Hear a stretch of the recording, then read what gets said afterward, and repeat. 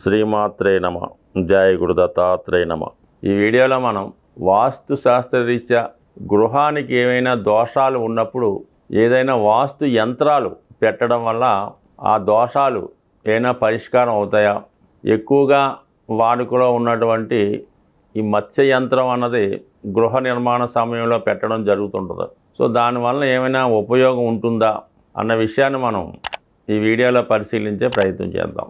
సాధారణంగా మన హిందూ ధర్మశాస్త్ర ప్రకారం వాస్తు పాటించేటప్పుడు విధి విధానంగా ఒక గృహ నిర్మాణం చేస్తున్నప్పుడు ఆ యజమానికి సరిపోయినటువంటి ముహూర్తంలో శంకుస్థాపన అనే ఒక కార్యక్రమం జరుగుతూ ఉంటుంది. సో ఆ గృహంలో పునాదులు సంబంధించినటువంటి స్కెచ్ అంతా తయారు చేసి అంతా రెడీ అయిన తర్వాత ఈశాన్య భాగంలో సుమారుగా ఒక 4 అడుగులు లోతులో ఉన్నటువంటి గొయ్య నలుచదరాకారంగా తీయడం, అక్కడ పూజా విధానం ప్రారంభించే సమయంలో కొన్ని వస్తువులు అందులో పెట్టడం జరుగుతుంటుంది.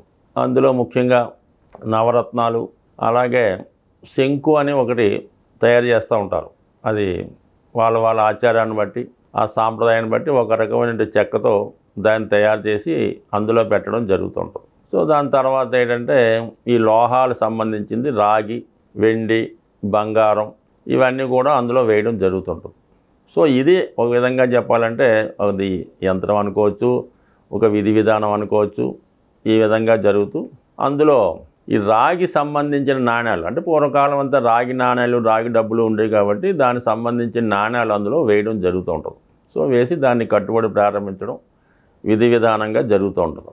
చాలా సందర్భాల్లో మరి ఏమవుద్దంటే మనకి ఈ ఎవరో మనం కట్టిన గృహాన్ని మనం కొనుక్కోవడం, లేదంటే ఒక మల్టిపుల్గా 150-200 గృహాలు కడతా ఉంటారు. అది గవర్నమెంట్ వారు కట్టి గృహాలు అవ్వచ్చు, ఏదైనా పెద్ద సంస్థలు ఈ విధంగా గృహాలు కట్టినప్పుడు వాళ్ళు ప్రతి గృహానికి శంకుస్థాపన చేసి కట్టేంత ఆచారం వాళ్ళకు ఉండదు కాబట్టి సమూహంగా కట్టేస్తూ ఉంటారు. సో ఆ కారణం వల్ల ఏంటంటే ఆ గృహంలో ఈ శంకుస్థాపన జరగలేదు కాబట్టి ఒక విధమైన దోషం లాంటిది ఉండే అవకాశం ఉంది. సో దానికి విరుగుడుగా చాలామంది ఏం చేస్తుంటారంటే ఇలాంటి జరగని ప్రదేశంలో కానీ, మరి హిందూ ధర్మం ప్రకారం కొంతమంది ఏంటంటే క్రిస్టియన్స్ కట్టుకున్నటువంటి గృహాలు కానీ, ముస్లిం కమ్యూనిటీ కట్టుకున్న గృహాలు కానీ కొంటూ ఉంటారు. సో వాటికి వాళ్ళు సాంప్రదాయ ప్రకారం గృహ శంకుస్థాపన చేయకపోవచ్చు.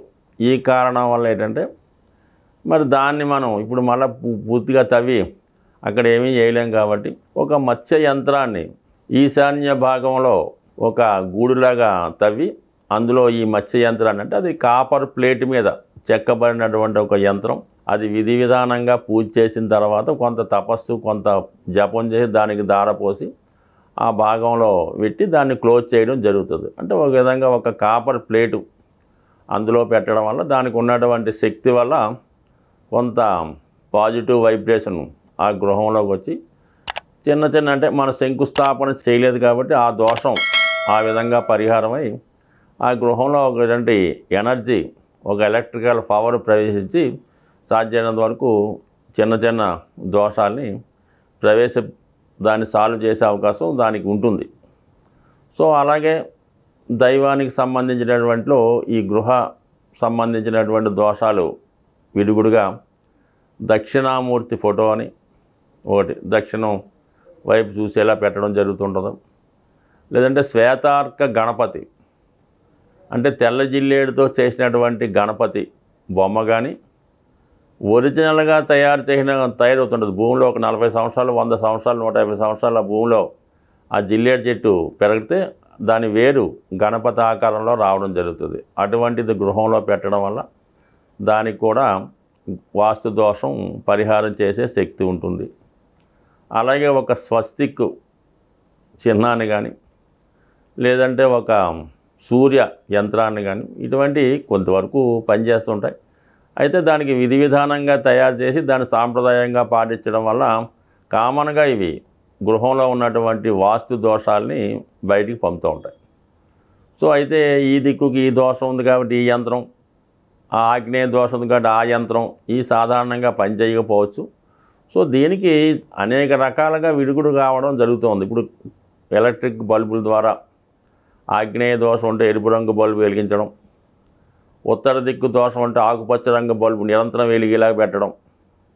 సో ఈ విధంగా ఈ బల్బుల ద్వారా కానీ అక్కడ ఏదన్నా చిన్న స్వస్తిక్ లాంటిదో ఓం అనే లాంటిది పెట్టడం వల్ల కొంతవరకు అది పరిహారం అవుతుందే తప్ప ఖచ్చితంగా ఆ గృహంలో నివసిస్తున్న వాడి దశ బాగున్నంతకాలం ఆ గృహం ఎన్ని దోషాలు ఉన్నా రన్ అవుతూ ఉంటుంది. వాడి దశ ఎప్పుడైతే మారిపోయి ఏలినాడు శని, అష్టం శని లాంటివి వచ్చాయో దానికి ఈ గృహం ప్రభావం కూడా చూపించే అవకాశం ఉంది. కాబట్టి సో ఏదైనా నమ్మకం ఇంపార్టెంట్, ఎంతవరకు పనిచేస్తాయి అన్నటువంటిది అది ఇచ్చిన వాడి శక్తిని బట్టి వీడు దాన్ని ఏ విధంగా నమ్ముతున్నాడు అన్నది దాన్ని బట్టి ఉంటుంది తప్ప ఏది కూడా పనిచేస్తుంది పనిచేయదు అన్నటువంటి సూత్రం అయితే ఉండదు. కేవలం మన నమ్మకం, కొంత మనశ్శాంతి కోసం పెట్టుకోవాలి తప్ప ఏదైనా ఇవన్నీ కూడా నమ్మకంతో కూడుకున్నాయి. కానీ నమ్మినోడికి నమ్మినంత ఈ విధంగా జరిగే అవకాశం ఉంది. కాబట్టి అయితే కొంత ఉపయోగం మాత్రం ఉంటుంది. స్వస్తి.